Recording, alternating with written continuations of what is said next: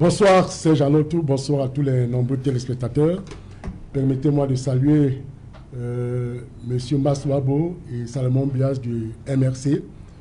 J'en profite pour dire aux téléspectateurs que ce soir, je ferai la science qui m'a été apprise par Léopold Farsoquin, Magloire Rondois, sans oublier Roger Baguerre et surtout la science que je distille avec bonheur aux étudiants de l'Université de Douala. L'article 121 est suffisamment clair.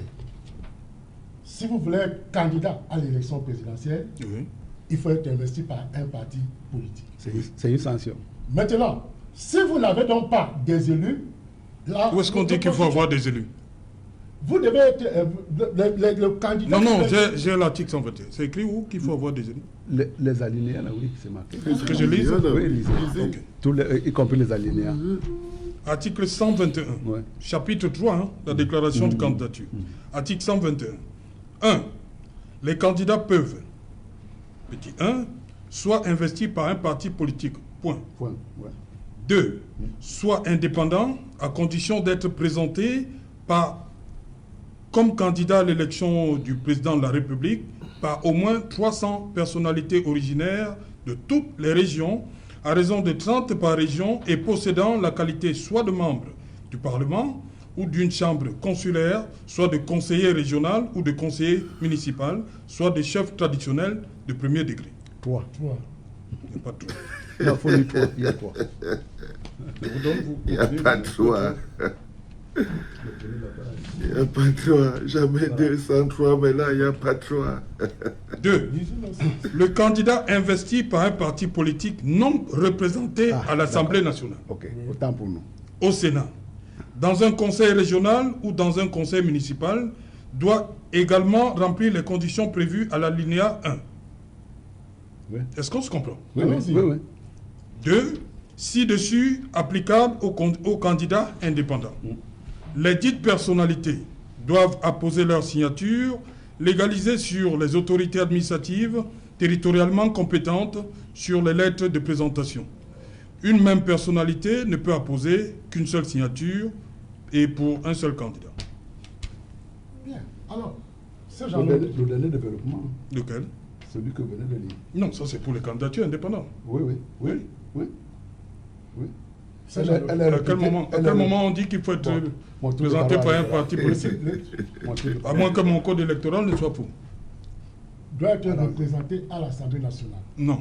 Je dis l'article 121, alinéa 1. Vous lisez?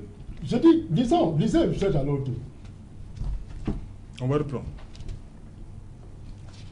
Déclaration de candidature à la présidence de la République. Les candidats peuvent être 1. Soit investis par un parti politique, point. 2. Soit indépendants, à condition d'être présentés comme candidat à l'élection du président de la République par au moins 300 personnalités originaires de toutes les régions, à raison de 30 par région, et possédant la qualité soit de membre du Parlement ou d'une chambre consulaire, soit de conseiller régional ou de conseiller municipal, soit de chef traditionnel de premier degré. 2. Le candidat investi par un parti politique non représenté à l'Assemblée nationale. Mais c'est bien de ça qu'on parle. Au Sénat. C'est bien de ça qu'on parle. Dans un conseil régional ou dans un conseil municipal doit également remplir les conditions prévues à l'alinéa 1. C'est Jalotou. Je pense que Ci-dessus, voilà. Mais ça peut être a été exclu, je crois. Il a été exclu. Ça Oui, peut être exclu. Non, il y a deux. Maître Tchapi. Il faut considérer deux choses. Oui. S'il a été exclu, là, ça se comprend. Mais s'il Ils ont été exclus, les deux noms que vous avancez. Donc là, en réalité... Et même s'ils démissionnent. Non, s'il démissionne. Mais même s'ils démissionnent. Il y a le cas Douala 4e, l'élu SDF qui avait démissionné. C'est ce que je dis, je vous dis.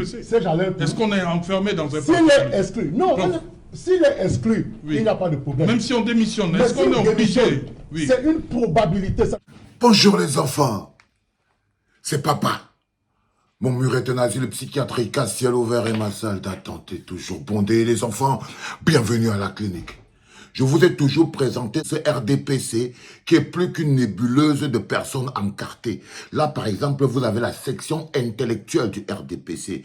Celle qui est mise aujourd'hui à l'épreuve. La section intellectuelle du RDPC représentée sur le cas d'espèce par l'homme qu'on appelle Louison Essomba. Vous le croisez dans la rue, il vous dira qu'il n'a pas de parti politique, que lui, il est un intellectuel. La première chose qui anime son âme, c'est la haine qu'il a du MRC. Il a peur du changement, le Louison Essomba. C'est quelqu'un qui sait qu'en tant qu'intellectuel, en tant que professeur, il n'est assis à cet endroit qu'à cause des prébandes et à cause de la perfusion, de la corruption et du RDPC. Et là, en ce moment précis, quand tu manges l'argent du RDPC, même pendant 10 ans, un jour tu payes ça. Là, vous voyez Louison Essomba qui sur ce plateau, il doit maintenant justifier pourquoi c'est qu'il porte le titre de Louison Essomba, professeur, ça. Que défendre le RDPC, c'est développer une capacité de déni qui fait que tu es face à ton propre visage et tu dis ce n'est pas toi. C'est ça. Si tu ne connais pas ignorer ton propre visage, tu ne peux pas défendre le RDPC. Et il est là en ce moment en train de défendre le programme du RDPC. Donc, Louison Essomba et les personnes qui sont censées défendre le programme du RDPC, ce ne sont pas les économistes, parce que le RDPC n'a pas un programme économique. Les gens qui sont censés défendre le programme du RDPC, ce ne sont pas des scientifiques, parce que le RDPC n'a pas un programme scientifique. Les gens qui sont censés défendre le programme du RDPC, ce ne sont même pas des agriculteurs parce que le RDPC n'a pas un programme pour l'agriculture. Le RDPC a un seul programme, c'est la conservation du pouvoir. Et la seule personne qui menace ce projet de conservation du pouvoir, c'est le président élu Maurice Kamto. Du coup, la seule lutte du RDPC consiste dans tout leur programme du RDPC consiste donc à faire trouver un moyen pour pouvoir empêcher la candidature de Maurice Kamto. C'est le programme du RDPC. Ils n'ont pas les moyens d'atteindre cet objectif. Alors ils décident de violer la loi électorale et la Constitution. Il faut savoir le processus. Je vous explique ce qui se passe. Donc, le RDPC se rend compte que dans leur programme qui consiste à annuler la candidature de Maurice Kamto, ils ont besoin donc, de violer la loi électorale. Ils ne peuvent pas y aller normalement. Ils doivent violer la Constitution. Est-ce que vous croyez que ça les a arrêtés? Non. Ils ont décidé de violer la loi électorale et de violer la Constitution. Mais avant qu'ils y arrivent, ils ont besoin d'installer ça comme une réalité dans vos esprits. Avant qu'ils appuient le bouton de violation de la Constitution et violation de la loi électorale, il faut d'abord qu'ils s'assurent que le mécanisme de zombification est totalement au point où vos esprits, nos esprits, les esprits du peuple sont prêts à accepter une violation de la loi électorale. Ils veulent d'abord s'assurer de ça. Voilà où apparaît donc les Louison Essomba. Dans le mécanisme de convaincre les esprits, de préparer les esprits des Camerounais à la violation de la loi électorale et à la violation de la Constitution par le RDPC. Il est là assis comme un intellectuel à gage, missionné pour pouvoir venir dans vos esprits, préparez vos âmes ou vos esprits à la violation de la Constitution et la violation de la loi électorale qui est en train d'arriver. Et croyez-moi, ce n'est pas Maurice Kamto qui en souffre.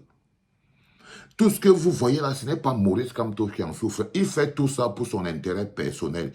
Il fait tout ça pour sa carrière. Il fait tout ça pour avoir le bonheur au milieu des misérables qui souffrent. Ce qu'on appelle les intellectuels de la conservation de pouvoir. Ce n'est pas Maurice Kamto qui vole la victoire, c'est au peuple camerounais. Parce que quand vous voyez un intellectuel qui lui-même ne pense pas que le peuple a besoin d'eau, de ponts, de routes, d'hôpitaux, de santé, d'air qui respire, de liberté d'expression, d'un jeu démocratique qui fonctionne, d'un état de droit qui fonctionne, d'une société de justice, alors ce n'est pas un intellectuel. Et ce Louison Essomba, il est dans son rôle, celui de la conservation de pouvoir, parce que c'est eux maintenant qui doivent faire la campagne pour Paul Biya. Paul Biya n'a aucun projet économique, ni aucun projet de développement. C'est pour ça que vous voyez les Louison Essomba en campagne. Il est pire que les autres. Mais bon, heureusement, Serge Alain Autou était là pour fixer le truc. C'était papa, les enfants.